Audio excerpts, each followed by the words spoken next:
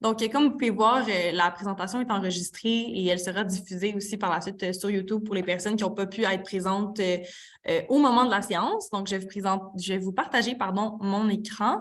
Puis ensuite, on va pouvoir commencer. Donc, c'est ici. Et voilà, donc je vais juste m'assurer que vous voyez bel et bien mon écran. Super. Donc, bienvenue à cette séance d'information sur les promenades de Jane. Comme je viens juste de mentionner, la rencontre est enregistrée et elle sera donc par la suite diffusée sur YouTube pour les personnes qui ne peuvent pas être présentes à l'instant. Ici, c'est juste des petits rappels de bienséance, mais je sais que ça fait déjà plus de 2 ans qu'on est en pandémie et qu'on utilise activement Zoom, donc je suis pas mal certaine que vous savez tous et toutes comment ça fonctionne. Mais c'était quand même ici à titre de rappel. Donc, on vous remercie d'ailleurs pour votre présence aujourd'hui. Donc, pour le plan de la séance, on va commencer par présenter le Centre d'écologie urbaine de Montréal. Ensuite, on va vous parler des promenades de Jane, donc vous expliquer c'est quoi, c'était qui Jane Jacobs, pourquoi on fait ça, quand est-ce que ça prend place, donc toutes ces informations-là. Ensuite, on va y aller avec le rôle du Centre d'écologie urbaine et des organisateurs des promenades. On va ensuite vous offrir des conseils pour organiser des promenades vous-même et finalement, on va expliquer comment ça se passe une inscription d'une promenade. Donc, d'abord, au Centre d'écologie urbaine, notre mission, c'est de rendre les villes plus écologiques, démocratiques et en santé. Donc, tout seul, on fait ça depuis près de 25 ans, depuis 1996, donc plus de 25 ans. Et on travaille avec les municipalités québécoises dans le but de les transformer de façon durable. Puis, une des méthodes qu'on utilise pour faire ça, c'est qu'on conçoit et qu'on réalise des processus participatifs qui impliquent la communauté. Donc, les promenades de Jane viennent vraiment s'inscrire directement là-dedans. Nous, ce qui nous guide, c'est vraiment le concept de la ville à échelle humaine. On considère que c'est vraiment un moteur de solutions pour agir sur les défis actuels des villes, notamment, par exemple, le changement climatique. Donc, ici, on va juste vous montrer une courte vidéo qui qui présente très rapidement les promenades de Jane, puis ensuite, on va plonger plus précisément. Excuse-moi. Je vais juste m'assurer que on entend bien le son.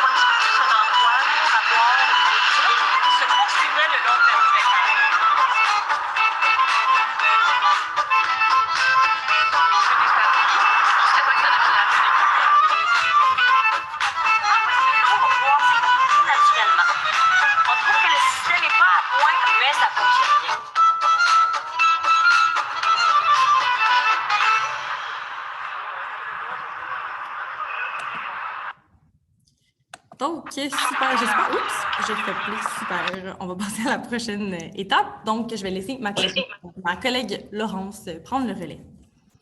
Alors, bonjour. Comme vous le savez, nous sommes ici pour vous présenter les 15e éditions des promenades de Jane. Les promenades de Jane, qu'est-ce que c'est?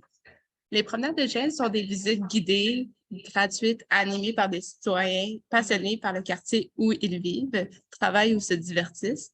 Les promenades de Jane, c'est une activité piétonne qui permet de mieux connaître la ville en offrant des aperçus de l'histoire locale, de la planification, de l'aménagement et de l'engagement civil par le simple fait de marcher et d'observer. Célébré partout dans le monde, l'événement festif se déroule toujours la première fin de semaine de mai. Les personnes, les groupes et les organisations sont invités à se joindre aux promenades de Jane en offrant des visites guidées sur un terme de leur choix. Les guides choisissent eux-mêmes l'itinéraire, les points intéressants et les histoires à raconter sur un quartier, un parc, etc. Donc, qui est Jane Jacob? Jane Jacob est une auteure activiste américaine et canadienne. Elle est en faveur d'une démarche originale et communautaire pour comprendre, organiser, concevoir et construire les villes. Elle plaçait la marche au cœur des déplacements en ville. Selon sa vision, c'est qu'elle valorise l'expertise citoyenne, l'histoire et la symbolique des lieux, de même que le réseautage communautaire. Donc, voici deux éléments pertinents de sa vie, qu'elle a publié, pardon, de sa vie. Je vais me pencher plus sur son livre, qui est un ouvrage important, qui s'intitule The Death and Life of Great American Cities, qui se résume ainsi. Depuis 1961, au moment où The Death and Life of Great American Cities remporte un succès instantané auprès du grand public, malgré le peu d'intérêt qui portent les pouvoirs établis en matière d'urbanisme, Madame Jacob continue d'explorer le fonctionnement des sociétés dans plusieurs ouvrages portant sur les villes et leur économie. Sa capacité d'observer puis de codifier les comportements et les événements rendent les idées complexes facilement compréhensibles. Ses activités et ses préoccupations en prise avec les événements locaux, l'aspect direct et les choses qui fonctionnent bien s'allient à la compréhension de la fine complexité de tous les systèmes et à une recherche des modèles de relations entre eux. La pensée non linéaire et l'application du paradigme écologique aux activités humaines ainsi qu'aux phénomènes naturels caractérisent sa démarche. Pourquoi les promenades de Jane? Il y a trois principaux objectifs. Le premier, c'est de rapprocher les citoyens et de leur quartier, de leurs voisins ou encore de leur communauté. Aussi découvrir des nouveaux quartiers ou encore redécouvrir le sien par les bâtiments, les parcs, les espaces publics, les monuments, l'art. Le troisième objectif, c'est d'encourager un mode de vie plus actif.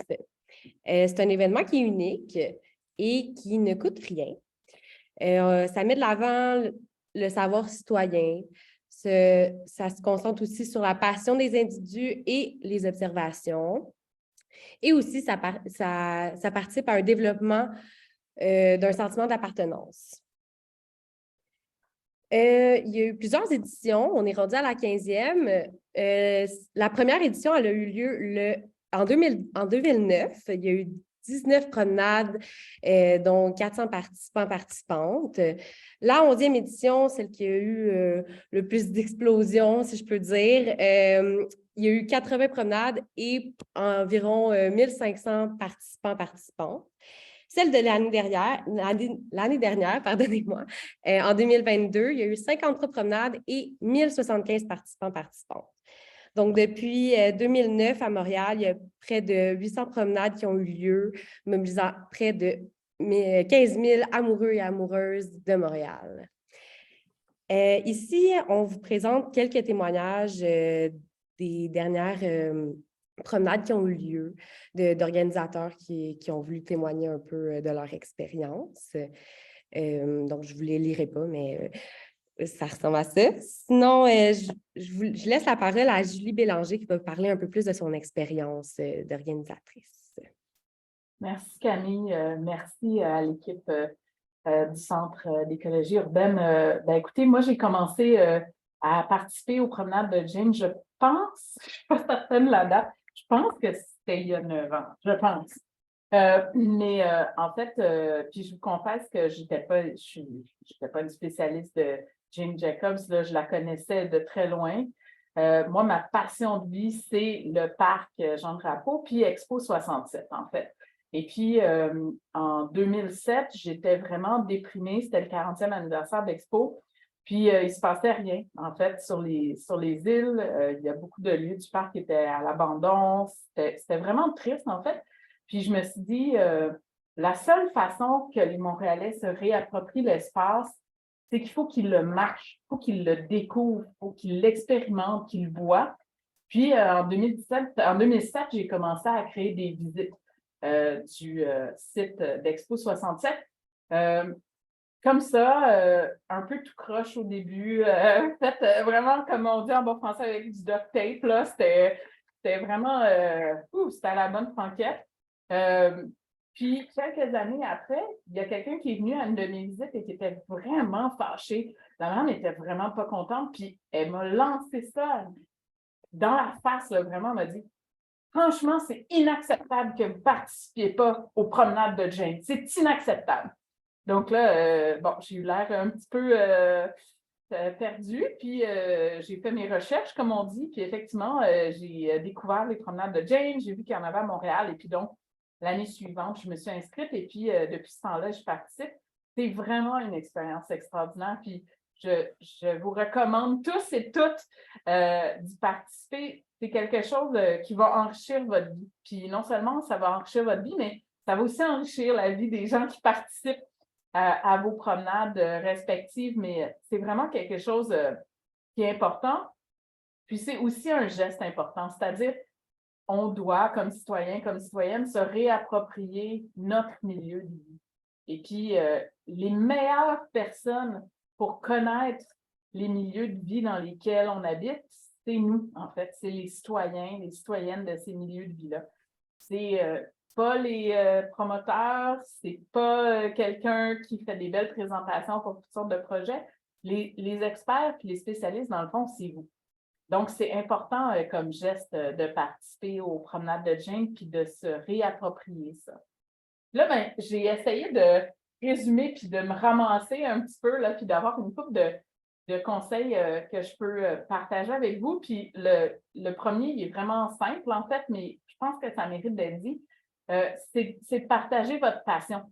On a tous des sujets qui nous touchent plus, puis ça n'a pas besoin d'être un sujet digne d'une thèse universitaire. Tu sais, vous n'avez pas nécessairement besoin d'aller dire « je vais étudier le sol de l'époque romaine dans ma ruelle. » Non, ben non.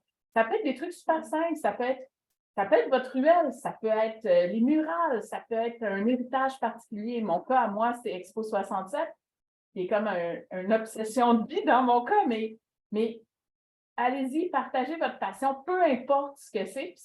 Il y a des grandes passions, mais ça peut être des petites passions aussi. Là. Ça peut être les carrés d'arbres autour de chez vous. Ça n'a pas besoin d'être quelque chose de grandiose comme tel. Écouter puis échanger avec les participants, c'est un des plus beaux points, à mon avis, des promenades de Jane. Vous ne savez pas, ben vous allez le savoir, mais vous ne connaissez pas nécessairement le background puis l'information sur les participants. Qu'est-ce qu'ils ont vécu, d'où ils viennent. Dans mon cas, c'est peut-être plus facile de définir ça. Il y en a qui sont venus, qui ont fait l'expérience d'Expo 67, donc qui ont des souvenirs super précis dans leur esprit. Puis, il y a des gens qui étaient beaucoup trop jeunes. Moi, je vous confesse que je n'étais pas là, je ne l'ai pas vécu. Puis, il y a des gens qui ont plein d'intérêts. Des backgrounds, est-ce que c'est en architecture, en design, en histoire, ou qui sont juste curieux du sujet aussi.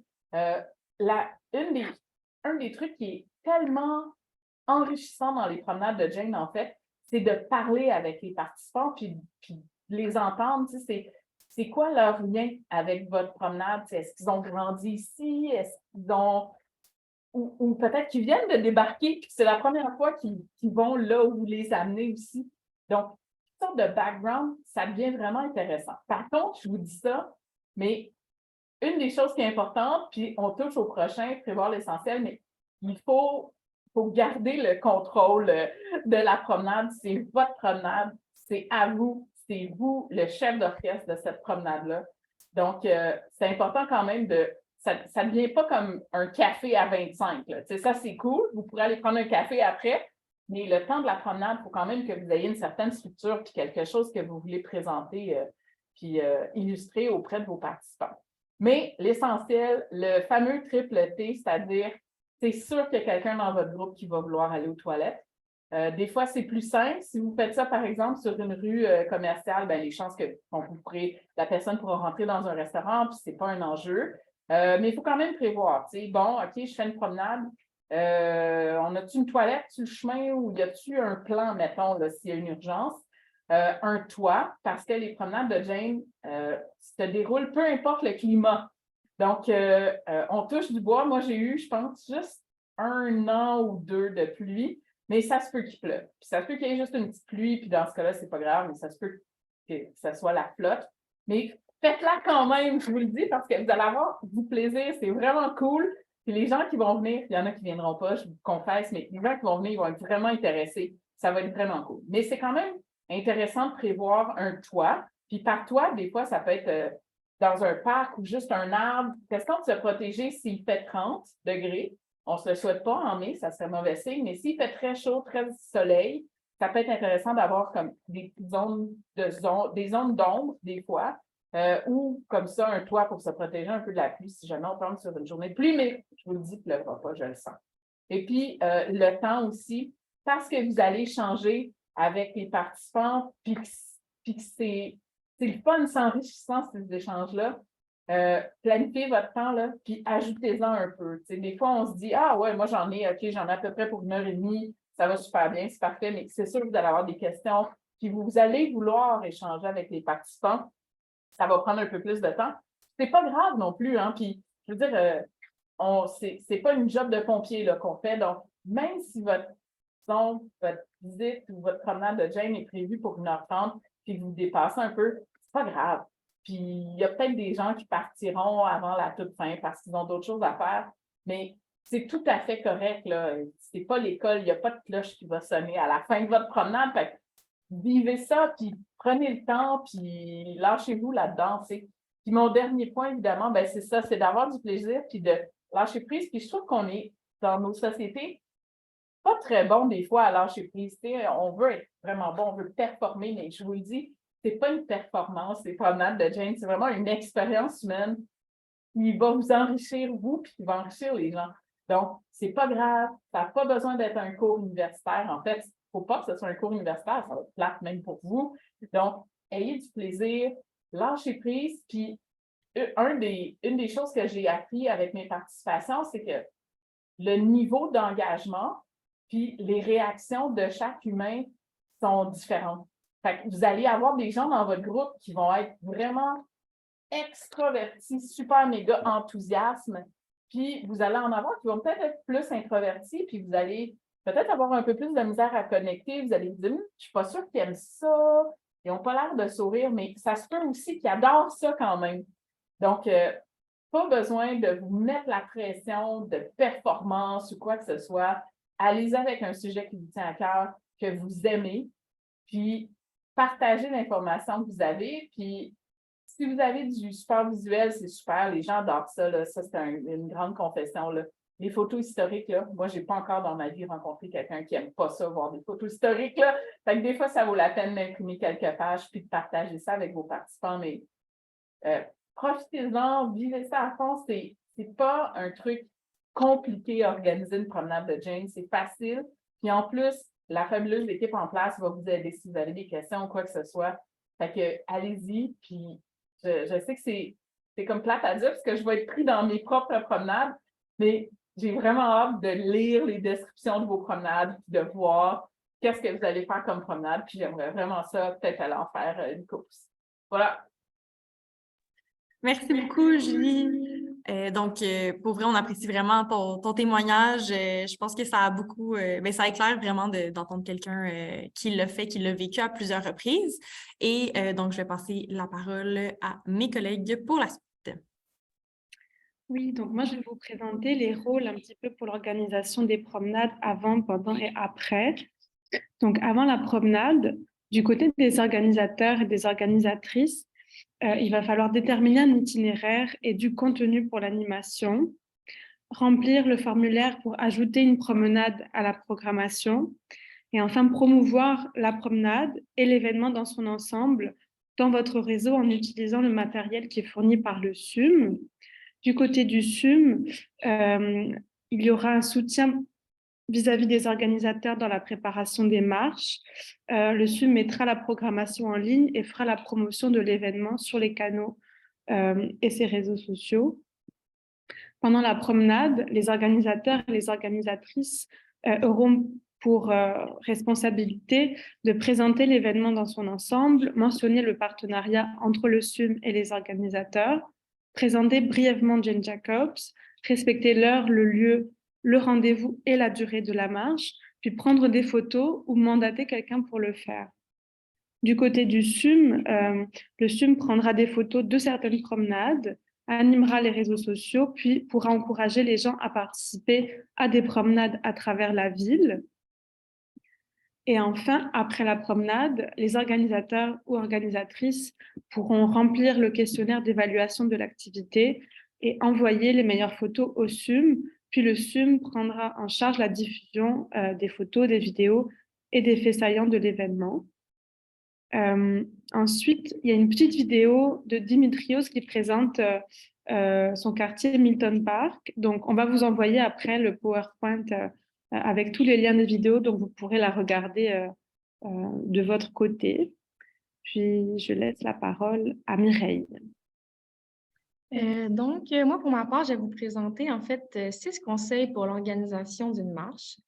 Premièrement, les promenades de Jane sont davantage des conversations en mouvement que des visites guidées traditionnelles. Vous pouvez donc offrir des informations intéressantes et encourager les gens à donner leur opinion, à partager leur histoire et des anecdotes.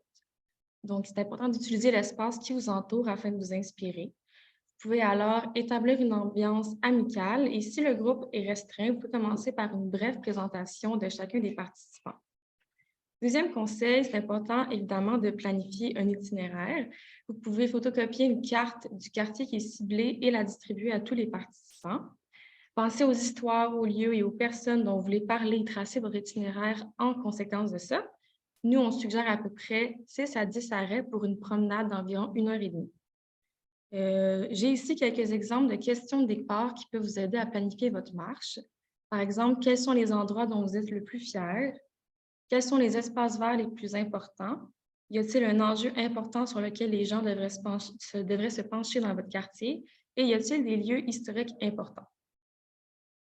Troisième conseil, les promenades font valoir le potentiel des villes et des quartiers, mais elles ne doivent pas nécessairement couvrir un large territoire. Il est préférable de se consacrer sur des petits détails et des histoires locales. Il faut aussi trouver un équilibre, c'est-à-dire un idéal d'à peu près 50% du temps qui est consacré au contenu et 50% du temps à l'échange. Puis finalement, il faut susciter l'implication de résidents et de commerçants rencontrés sur le trajet. Ensuite, quatrième conseil, ayez du plaisir. Donc, il faut sortir du conventionnel. Vous pouvez, par exemple, comme Julie l'a dit, imprimer des photos ou encore des extraits de textes historiques en lien avec le quartier. Vous pouvez essayer de commencer ou terminer votre promenade près d'un café ou d'un bistrot pour inviter les gens à terminer leur conversation ou leur discussion après la marche. Et vous pouvez aussi demander aux gens s'ils connaissent les endroits parcourus et s'ils ont des anecdotes personnelles à raconter à leur sujet. Cinquième conseil, il y a une foule de ressources qui sont disponibles facilement en ligne concernant Jane Jacobs. Donc, on vous conseille évidemment d'apprendre un peu plus à la connaître. Vous pourriez, par exemple, apporter un de ces livres, faire lire quelques passages aux participants et discuter ensuite des thèmes qui y sont abordés. Puis, finalement, sixième conseil, préparer un microphone ou planifier de vous arrêter dans des lieux qui sont moins bruyants. Donc, malheureusement, le SUM ne peut pas fournir de microphone aux guides.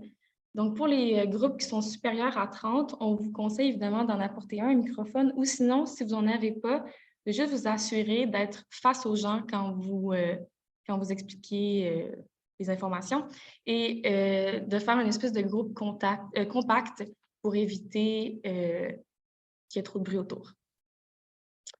Et puis, j'ai aussi 7 pistes pour l'animation d'une promenade. Donc, premièrement, nourrir les réflexions des participants. Ceux qui participent aux promenades ont évidemment soif de connaissances. Donc, assurez-vous de bien vous informer avant la marche. Et si vous avez des références à partager ou de la documentation à distribuer, c'est sûr que ça va être apprécié par les participants. Deuxièmement, évidemment, la gestion du temps. Donc, arriver avant le début de la marche pour accueillir tous les participants et tenter de commencer et de terminer à l'heure prévue. Ici, il faut se rappeler que c'est une marche, donc il faut que ça bouge. Essayez de ne pas trop passer de temps à un seul endroit. Troisième conseil, attention au bruit. Donc, essayez de trouver des points, comme je l'ai dit, des points d'arrêt qui sont moins bruyants. Donc, c'est vraiment important que tous les participants puissent entendre. Quatrième piste, le confort et la sécurité. Donc, il faut savoir s'adapter, comme le dit un peu encore Julie tantôt. Il faut trouver parfois de l'ombre s'il fait trop chaud ou un endroit pour s'asseoir pour quelques minutes. Donc, en tant qu'animateur, c'est vraiment important de garder en tête les besoins de tous les participants. 5e piste, rester à l'écoute des participants. Donc, lors de la marche, on essaie de favoriser l'interaction avec les participants, puis aussi entre eux. Donc, on peut par exemple poser des questions. 6e, il faut évidemment bien terminer, qu'il s'agisse de terminer par exemple la marche près d'un café, de continuer la discussion avec ceux qui le souhaitent. C'est important de pouvoir terminer la marche en douceur. Et puis, 7e piste, pour l'animation, on doit parler de Jane Jacobs, évidemment. Et les participants s'attendent à ce qu'on en glisse au moins un mot. Donc, vous pouvez essayer de vous référer à son approche et faire des liens entre sa vision et la marche que vous avez proposée. Super, merci. Donc, pour proposer une promenade, maintenant que vous avez tous les conseils en main, d'abord, évidemment, là, c'est de décider de la date dans cette fin de semaine-là qui est pour les promenades de Jane, décider d'une heure de départ, la durée, un titre. Donc, ces informations-là doivent être cannées avant de proposer une promenade. Ensuite, aussi avoir en main là, vos thématiques abordées, vous assurer que c'est accessible, si vous avez du visuel, des photos pour illustrer votre promenade. Ensuite, il y a le point de départ. Donc, c'est important d'évidemment savoir où est-ce qu'on commence cette promenade-là. C'est dans quelle ville? Est-ce que c'est accessible en transport en commun? Préférablement, oui, évidemment, là, pour que les gens puissent se rendre le plus facilement possible à votre marche. Donc de bien cibler là, comment ils peuvent se rendre en transport en commun. Et finalement, s'il y a des informations sur vous, donc si vous faites partie d'un organisme, si vous avez des expériences qui viennent un peu appuyer votre démarche, donc ça aussi, c'est des choses qui sont importantes puis que vous allez pouvoir nommer dans la proposition de votre promenade. Donc, une fois que vous avez toutes ces informations-là, vous allez sur le site des promenades de Jane et vous cliquez sur l'onglet « Organiser une promenade ». Donc, c'est là que vous allez pouvoir proposer votre promenade. Voilà. Parfait. Donc, on va vous montrer d'ailleurs comment le faire en direct. Je vais passer à mon collègue. Ce ne sera pas très long. Oui, bonjour. Hugo, je suis agent de projet au SUM pour les promenades de Jane. Le jeu de caméra est un peu étrange. Maya était comme à ma gauche, mais elle me regarde à ma droite. Donc, ça fait un peu un effet weird, mais bon, on est juste à côté, comme vous avez pu remarquer.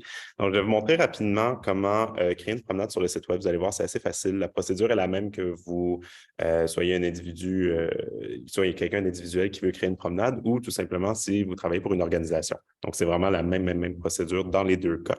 Donc, je vais partager mon écran, ce qui va arrêter le partage d'écran du PowerPoint.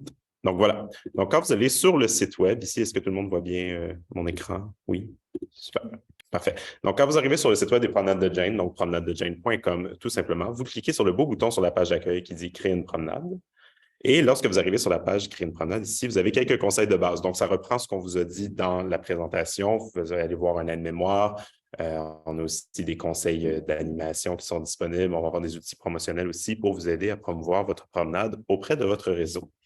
Donc, une fois que vous êtes passé là-dessus, tout en bas, vous avez deux boutons, « Créer une promenade » ou « Gérer une promenade ». Donc, si vous avez créé une promenade l'année dernière, on a une petite nouveauté cette année, dans le fond, qu'avant, il était possible de reprendre la même promenade et de la recréer sur le site web. Ceux et celles qui l'ont fait dans les années passées, vous vous rappelez sûrement qu'on vous a écrit parce que ça crée un bug dans la plateforme et il faut recréer la promenade à nouveau. Donc, cette année, si vous avez déjà un compte dans les années passées, votre promenade précédente va apparaître en lecture seule. Donc, ce ne sera pas possible de la reprendre. Il va falloir recréer une nouvelle promenade cette année. Vous pouvez toutefois copier-coller les contenus sans problème. Donc, vous allez sur « Créer une promenade » ici. Si c'est votre première promenade, vous allez arriver devant une page d'inscription. Simplement, vous créez un compte, donc courriel, mot de passe, la poutine habituelle, le nom de votre organisme, si vous travaillez pour un organisme. Si, une fois que vous avez créé votre compte, dans le fond, vous pouvez aller sur « Se connecter ». Vous rentrez sur le portail des promenades de Jane. Et là, ça a planté. Pourquoi ça a planté? Bon, ça n'a pas planté, super. Donc, vous allez arriver sur la section membres. Je l'ai testé juste avant la présentation et tout fonctionnait. Donc, je vous rassure, ça fonctionne. Vous allez arriver sur la section membres ici. Vous avez une première page avec vos promenades, votre profil et vous avez un lien vers les ressources dont on parlait tout à l'heure. Donc, une fois que vous allez sur « Créer une promenade », vous allez arriver sur le formulaire de création de promenade. Ça reprend un peu les questions dont on a discuté juste avant avec Maya et mes collègues. Donc, votre prénom, votre nom de famille, courriel, téléphone, tout ça, les informations de contact. Ces informations-là ne seront pas rendues publiques, donc rassurez-vous, là, vous n'allez pas avoir quelqu'un qui vous appelle sur votre cellulaire personnel pour vous dire je ne sais pas où a commencé la promenade. Donc, ce n'est pas rendu public, sauf si vous le souhaitez, évidemment. Donc, le titre de votre promenade, la date de départ. Comme on le mentionnait, cette année, les promenades de Jane, c'est le 5, 6 et 7 mai, donc le vendredi, le samedi et le dimanche. Donc, vous pouvez choisir une des 3 journées. Si vous désirez créer une promenade sur les 3 jours, par exemple, ce qui est possible, je sais que Julie est une warrior des promenades de Jane et en fait 3 d'affilée, si je ne me trompe pas. Donc, vous devez créer 3 promenades distinctes sur le site web. D'accord? On vous remplissez le formulaire 3 fois. L'heure de départ, la durée de votre promenade, ici, vous pouvez l'indiquer. La langue utilisée, le nombre de participants. Pour ce qui est de la langue utilisée, le nombre de participants. Donc, pour la langue, des promenades bilingues, ça se peut. On en a déjà eu par le passé. Je vous avoue qu'il y a quelques petits défis logistiques des fois organisés. Donc, ça peut recréer une répétition du contenu aussi. Donc, c'est un peu plus difficile à organiser. Souvent, ce que certains organismes vont faire, c'est créer 2 promenades, une en français et une en anglais, par exemple. On a déjà eu des promenades en espagnol aussi ou dans d'autres langues à Montréal. Donc, c'est tout à fait possible de le faire selon le contexte où vous voulez créer votre promenade. Pour le nombre maximal de participants, je vous dirais qu'en moyenne, le maximum, c'est 20, je vous dirais. Dans le fond, comment ça fonctionne sur la plateforme? Quand une personne s'inscrit, par exemple, si elle est inscrite pour 3 personnes en même temps, bien, ça va automatiquement compter les 3 personnes dans le total. Donc, c'est à garder en tête aussi des fois qu'un groupe, par exemple, c'est plus facile à gérer que 20 personnes individuelles. Donc, à garder en tête. Si vous souhaitez changer le nombre d'inscriptions une fois que votre promenade est créée, vous devez nous écrire. Donc, vous allez avoir l'adresse courriel à la fin du PowerPoint. Donc, et on va vous la communiquer aussi dans le courriel de suivi qu'on va vous envoyer suivant la rencontre. Donc, vous nous écrivez et on peut facilement changer le nombre de participants. Plus que 20, je vous avoue que ça commence à être un bon groupe. Là. Plus que 20 personnes, surtout considérant que la plupart des promenades ont lieu sur des trottoirs qui sont assez étroits par moment ou des trucs comme ça. C'est sûr que si vous faites vos promenades dans un grand espace public, c'est plus facile d'aller au-dessus de 20, mais ça commence à être difficile au niveau du groupe à gérer aussi. Il n'y a rien qui vous empêche d'être 2 ou 3 animateurs et animatrices aussi, par contre. Donc, comme à la garderie, quelqu'un en avant, quelqu'un derrière, et on suit le groupe. Donc, il y a vraiment toutes sortes de possibilités au niveau du nombre de participants.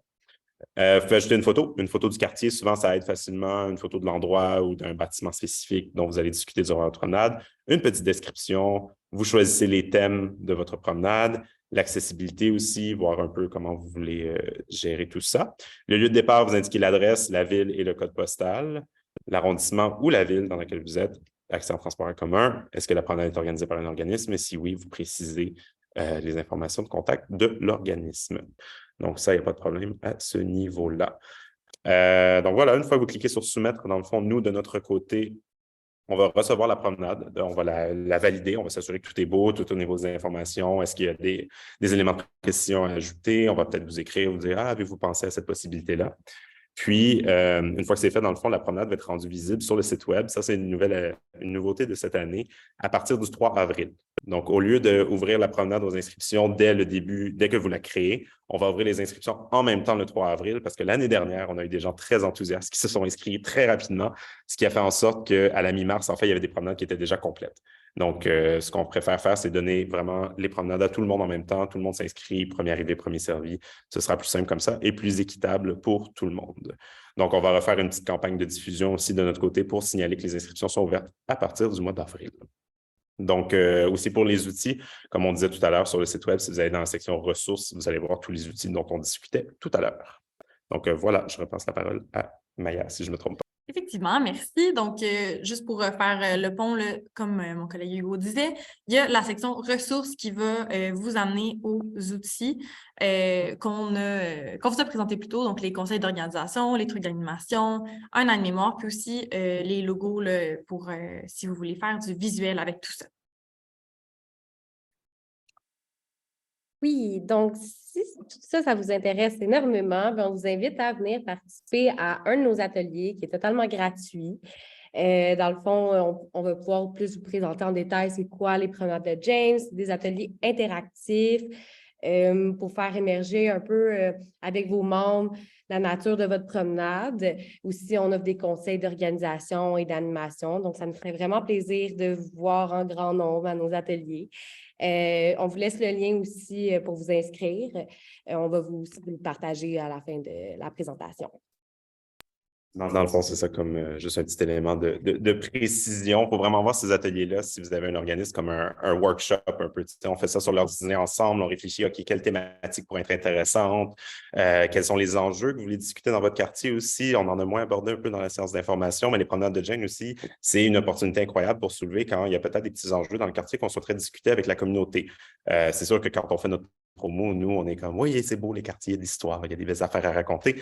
Mais des fois, ça peut être un bon moyen de rejoindre nos voisins aussi ou de rejoindre les membres de la communauté, dans le fond, et de discuter de comment on peut améliorer notre quartier, s'il y a des choses qu'on veut mettre de l'avant, par exemple. Donc, les organismes qui sont plus activistes peut-être ou qui ont un message à passer, c'est une super belle opportunité aussi, les promenades de Jane pour ça.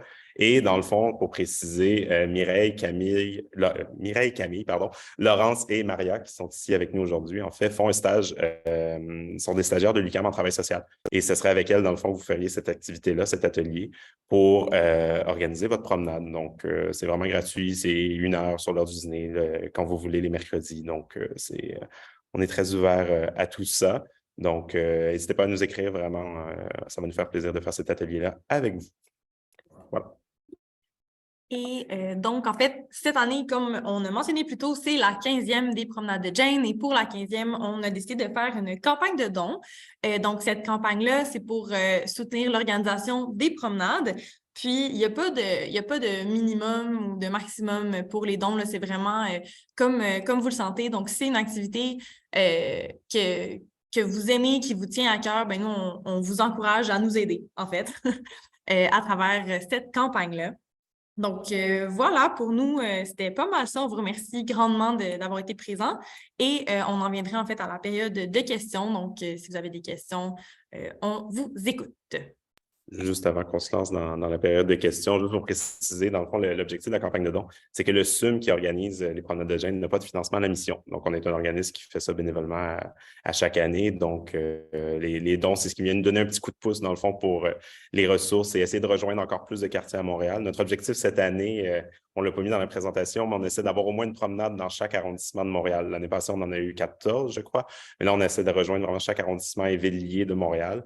Et on essaie d'avoir 5 promenades à l'extérieur de Montréal ici. Donc, je regarde les gens de Québec dans la salle.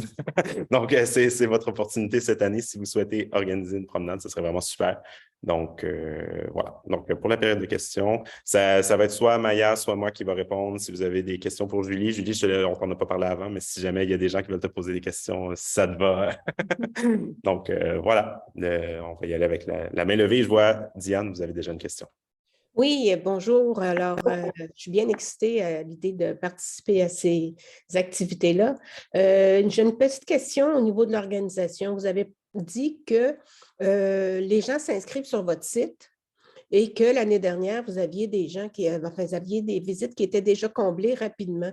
Est-ce qu'on peut, par exemple, inscrire une activité, une visite, que ce soit le vendredi ou le samedi, et qu'avant le début, si on constate que notre activité est comblée, en ajouter une autre? Est-ce qu'on peut faire l'inscription en plusieurs fois? En fait, c'est ça la question. Oui, il n'y a vraiment pas de problème. Dans le fond, nous, on va laisser la plateforme disponible pour les inscriptions de promenade jusqu'à l'événement, dans le fond. Donc, il n'y a vraiment aucun problème à ajouter une nouvelle promenade sur le site. En fait, si vous voulez, vous pourriez même créer les 2 promenades tout de suite et en laisser une cachée, dans le fond. Donc, comme ça, si jamais vous voyez que la première est trop populaire, bien, on peut afficher la deuxième tout simplement et on fait une petite communication pour indiquer comme quoi il y a des nouvelles disponibilités qui sont possibles. Je vous remercie beaucoup. Merci à vous. Gabriel. Excusez-moi. Bonjour, ça va bien? Je suis Gabriel Dallaire, je suis directeur général de la SDC de l'avenue Laurier-Ouest. Et puis, nous, on a... en fait, j'ai plusieurs questions, puis j'ai eu un téléphone. Fait que peut-être que vous l'avez dit, fait que je m'excuse vraiment, là. Combien de temps on devrait planifier une promenade? Est-ce que c'est 1 heure, 2 heures ou 4 heures? En moyenne, on recommande peut-être 1 heure, 1 heure et demie. Dans le fond, c'est OK. une bonne durée, en considérant qu'il y a souvent des questions puis une discussion par après. Mais 1 heure, 1 heure et demie, en moyenne, c'est une bonne durée, là. Ouais. Puis, tu sais, mettons, nous, notre rue Laurier, elle fait même pas 1 kilomètre. Mais il y a beaucoup de choses à dire, il y a beaucoup de choses à voir. On a des commerces, des institutions, on a des immeubles patrimoniaux, vraiment le fun. Tu sais, c'est vraiment dans une optique commerciale aussi et touristique là, qu'on le ferait, là. Est-ce que juste la rue Laurier, vous pensez que c'est c'est suffisant ou on devrait aller peut-être aborder, comme marcher près de la montagne ou aller vers le Mile End? Est-ce que vous pensez qu'une rue de 900 mètres, c'est assez pour 1h30? Je pense que Oui? j'aime pas beaucoup. Je pense que ça serait suffisant, en fait. Oui? Souvent, on a déjà vu par le passé, en fait, c'est que des SDC ont organisé des promenades de jeunes autrefois. Et ce qu'ils font, c'est que souvent, ils faisaient intervenir des commerçants. Donc, il y avait des commerçants qui sortaient, qui venaient parler aux gens, qui racontaient un peu leur histoire pour vraiment avoir cette idée-là de conversation. Donc, tu sais, ça peut facilement durer 1 heure et demie si quelqu'un je pense, je sais pas, au Multimax, n'importe quoi sur Laurier-Ouest, justement, qui souhaite venir parler un peu de pourquoi ils sont dans le quartier, c'est quoi leur histoire dans ce coin-là. Donc, oui, je pense que ça pourrait être suffisant avec la rue Laurier. Ouais. L'avenue Mon Dieu, Laurier. tu m'enlèves les mots de la bouche. C'est vraiment ça, c'est ça l'idée, en fait, c'est de vraiment faire participer les commerçants. On a une murale qui va se faire aussi, des artistes qui vont faire des murales en pleine. Fait qu'on aimerait ça organiser une belle promenade pendant ces événements-là. Mais là, ma question qui suit, là, c'est plus qui on invite à. Parce que est-ce qu'on peut inviter un certain. Est-ce que c'est at large ou on peut inviter un groupe particulier, surtout si on veut ramasser des dons? Parce que moi, je trouve ça super le fun, là, la campagne de dons et tout ça. Est-ce qu'on peut viser un groupe particulier ou c'est réservé, c'est ouvert à tous? Comment on fait? La plupart du temps, dès que c'est inscrit sur le site web, dans le fond, ça va être ouvert à tout le monde. Donc, ça, c'est sûr. Si vous souhaitez avoir un groupe particulier en plus parce que l'objectif, c'est quand même un événement citoyen qui rejoint un peu tout le monde du quartier. C'est sûr que, tu sais, si par exemple, vous visez une trentaine de personnes, par exemple, et que vous avez 10 personnes en tête que vous souhaitez inviter coûte que coûte, vous pourriez mettre 20 personnes, par exemple, en inscription libre sur le site web et inviter ces 10 personnes-là séparément. Tu sais, il y a moyen de gérer vos inscriptions à l'interne aussi pour ça. Il y a aucun souci avec ça. Mais c'est sûr que l'objectif de l'événement à la base reste quand même de rassembler l'ensemble de la communauté autour des promenades. Oui, puis c'est pas le but, là, c'est juste parce que on ferait un gros truc de médias sociaux avec ça, tout ça, fait qu'il y avait quand même des gens là, qu'on voulait peut-être inviter qui sont intéressants aussi pour la promenade, qui vont ajouter un petit plus. Là, donc, OK. Il n'y a aucun problème. Puis c'est pour les événements médias sociaux aussi, tout ça, n'hésitez pas à nous écrire, on peut vous fournir des trucs pour ça. OK, good, parfait, excellent. Merci beaucoup. Merci. Je vois qu'il y avait Claude qui avait levé sa main, je pense juste avant Adrien, désolé. Donc, oui, pardon. Bonjour Claude Lalonde. Je suis impliqué à plusieurs niveaux dans plein d'organisations. Je ne vous ferai pas la liste. 2 questions. Pour les ateliers, est-ce que ça se fait en mode hybride ou seulement en présentiel d'abord? Ça peut se faire en mode hybride sans problème. Donc, vous avez juste à nous indiquer que c'est le moyen que vous préférez, puis nous, on va faire ça pas trop. OK. La deuxième question, c'est dans l'hypothèse où on couvre un plus grand territoire. Par exemple, je suis pas à Montréal, je suis en milieu plus rural et je dois prévoir des déplacements entre certains sites. Est-ce qu'on peut ajouter le fait, on sait que c'est gratuit, les visites. Est-ce qu'on peut dire que notre visite, nous, n'est pas gratuite parce qu'il y a un transport, ça va vous coûter, je ne sais pas, 5 $ ou 10 $. Est-ce que vous avez eu déjà ce genre de demande? C'est déjà arrivé par le passé. On a eu des promenades, par exemple, au Jardin botanique, où là, le prix d'entrée au Jardin botanique n'était pas couvert par la promenade. Mais tout ce qui était requis, dans le fond, c'est dans la description, simplement bien l'indiquer qu'il y a un frais de participation. C'est sûr que nous, sur la plateforme, on ne peut pas recueillir les fonds. Il faudrait que vous gériez ça de votre côté. Mais oui, c'est tout à fait possible en l'indiquant bien clairement d'avance dans la description qu'il y a un frais pour participer au niveau du déplacement. Ouais. Mais c'est une belle idée. Dans quel coin vous vouliez faire votre promenade? Ça m'intrigue. Région de Mirabel. Ah, génial. Oui, c'est une super idée. Vraiment, ça serait très cool. Parfait. Merci beaucoup. Adrien, c'est à vous. Bonjour. Adrien Gould. Moi, je vais organiser une promenade à titre citoyen. J'ai une question plus technique. Est-ce que les gens qui s'inscrivent signent une sorte de décharge pour l'utilisation des photos que nous allons prendre? Ou est-ce qu'il faut leur dire et demander leur permission? C'est une très bonne question, en fait. Ce qu'on recommande habituellement aux organisateurs, c'est soit si vous désirez prendre des photos de face, de le dire.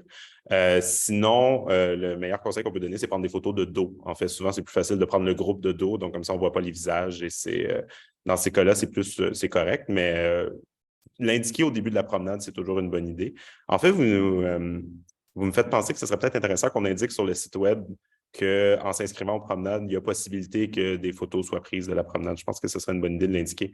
Donc, merci pour la recommandation. Donc, ouais, on va l'indiquer sur le site web, dans le fond, que ça dépend des promenades, mais qu'il y a possibilité que des photos soient prises aussi durant la promenade. Mais il ne faut pas que les gens sentent « Ah, il va y avoir des photos prises. Ah, je ne veux pas participer non plus. » C'est ça aussi. C'est sensible quand on a une boîte à cocher. « Ah, j'accepte les conditions. » Et il va y avoir certainement des gens qui... Oui, mais je pense que vous pourriez le préciser peut-être au début. Si vous voyez que dans le groupe, par exemple, il n'y a pas d'intérêt du tout à se faire prendre en photo, on laisse faire pour cette fois-ci. Ce n'est pas plus grave que ça. Parfait. Et j'ai une deuxième question. Ouais. Est-ce que ça a déjà arrivé ou peut-être qu'est-ce qui arrive s'il y a deux promenades similaires qui se tiennent en même temps au même endroit? C'est déjà arrivé. C'est déjà arrivé à quelques reprises. Julie, je te vois hocher de la tête, donc je te laisserai peut-être donner ton exemple. Mais oui, c'est déjà arrivé par le passé. Souvent, on encourage la diversité dans les promenades. Donc, tu sais, c'est bien d'avoir deux takes, un peu deux angles différents sur le même sujet. Souvent, ce qu'on essaie de faire, nous, c'est mettre en contact les organisateurs, en fait. Donc, on essaie de les mettre en contact entre eux pour qu'ils puissent discuter et voir. En tout cas, on essaie le plus souvent possible, mais pour essayer qu'il n'y ait pas trop de redites, trop de recoupes entre les deux promenades, ou voir s'il y a possibilité de combiner les deux promenades aussi. Julie, je vois un exemple peut-être à ajouter. Oui, bien, en fait, pour les photos, moi, je le dis en début de promenade, là, avant de commencer la promenade. Une des choses que je dis aux gens, c'est écoutez, j'aimerais ça prendre des photos. Est-ce qu'il y a des gens qui ne sont pas à l'aise avec ça? Puis ça arrive, hein, il y en a pour toutes sortes de raisons là, qui ne veulent pas. Puis c'est tout à fait correct. Puis dans ce cas-là, ben, je m'assure qu'ils ne sont pas dans les photos. Puis des fois, je fais des photos de groupe à la fin de la promenade. Là, ben, ces gens-là comprennent ce qui se passe. Puis savent ce que je vais faire avec la photo aussi, puisque des fois, ça, c'est un enjeu. Là, quand je dis aux gens, je vais juste le mettre comme sur Facebook. Là. C'est pas, vous n'allez pas ouvrir le Journal de Montréal puis voir votre face là, en page 2. Donc, des fois, ça influence aussi. Puis pour l'exemple, mon seul conseil, là, moi, j'ai eu une année où il y a quelqu'un qui avait organisé une promenade au Parc Jean-Drapeau sur les sculptures, spécifiquement juste comme l'art visuel. Puis là où vraiment on a manqué notre coup, là, on a donné la même heure et le même lieu de départ. Et ça a été le chaos parce que le sujet comme tel, Expo 67, était le même. Donc, les deux groupes, on se rejoignait à la sortie du métro, puis on disait « Ah, vous êtes ici pour la visite sur Expo? Ouais, super! » Puis là, quand on a commencé à donner du contenu, chaos et anarchie, il a fallu refaire les groupes, enfer. Donc, si jamais vous voyez, ça se fait, il n'y a pas de souci, mais mon seul conseil, c'est que si jamais vous voyez qu'il y a comme ça deux promenades qui partent de la même place à la même heure, là, ça vaut la peine de juste peut-être demander aux gens, genre, d'avoir un point de départ, ne serait-ce que comme 20 mètres plus loin, juste pour éviter l'espèce de perte de temps au début et confusion des gens. Mais ça arrive, c'est vraiment pas grave, là. Merci, Julie. Merci, Adrien, pour la question. Super. Est-ce qu'il y avait une autre question? Ça répond? Super. Parfait, merci. Claude, j'ai vu que vous aviez relevé la main. Oui, ben un peu un complément de ma question de tantôt, parce qu'il y a d'autres projets de visite à Montréal aussi. Toujours dans le sens d'un grand territoire, est-ce que, à votre connaissance, la CUM, pas la CUM, la STM, pardon, offre des services de navette ou est-ce qu'à votre connaissance, ça existe? Pas spécifiquement pour les promenades de Jane, non. Vous ne perdez rien peut-être d'essayer de les contacter, mais je ne penserais pas d'emblée, surtout dans un contexte en ce moment où ils n'ont pas d'argent. La STM, ça va mal, donc ça m'étonnerait, mais qui sait, vous pouvez peut-être essayer de les contacter. Merci. Merci. Est-ce qu'il y avait d'autres questions dans la salle? Il semblerait que non. Donc, comme on mentionnait plus tôt, là, cette rencontre-là a été enregistrée et va être diffusée sur YouTube. Donc, si jamais vous voulez retourner la voir, vous pourrez le faire. Ou si elle va vous être envoyée, donc vous l'aurez de votre côté. Et si jamais vous avez des questions qui vous prennent là, d'ici aux promenades, n'hésitez pas à nous écrire par courriel. Le courriel est aussi à poser dans la présentation. Et finalement, donc, je voulais juste ressouligner le fait qu'on offrait 8 ateliers. Donc, mon collègue Hugo proposait l'heure du dîner, mais vraiment, là, il y a n'importe quelle heure dans la journée, si on s'arrange un petit peu d'avance, il n'y a pas de problème pour nous, ça va nous faire plaisir de venir vous présenter ça, puis de travailler avec vous pour créer finalement des promenades pour ce printemps. Donc, voilà, on vous remercie pour votre présence, pour votre écoute, puis on souhaite voir vos promenades sur le site très bientôt. Oh, on semble avoir une autre question. Dounia. Oui, bonjour. Désolée de finalement poser la question à la fin, juste à la fin. Ce ne sera pas très long. Je voudrais, juste par expérience, là, est-ce que les promenades de Jane sont plus populaires auprès des personnes âgées? Ça dépend des sujets, en fait. De manière générale, c'est sûr que le vendredi, je dirais que oui, parce que souvent, les gens travaillent le vendredi. Donc, souvent, c'est plus des personnes âgées qui vont venir. Mais la fin de semaine, non, on a des groupes très, très, très variés. C'est assez diversifié pour les promenades. Donc, oui. Parfait. Merci beaucoup. Merci à vous.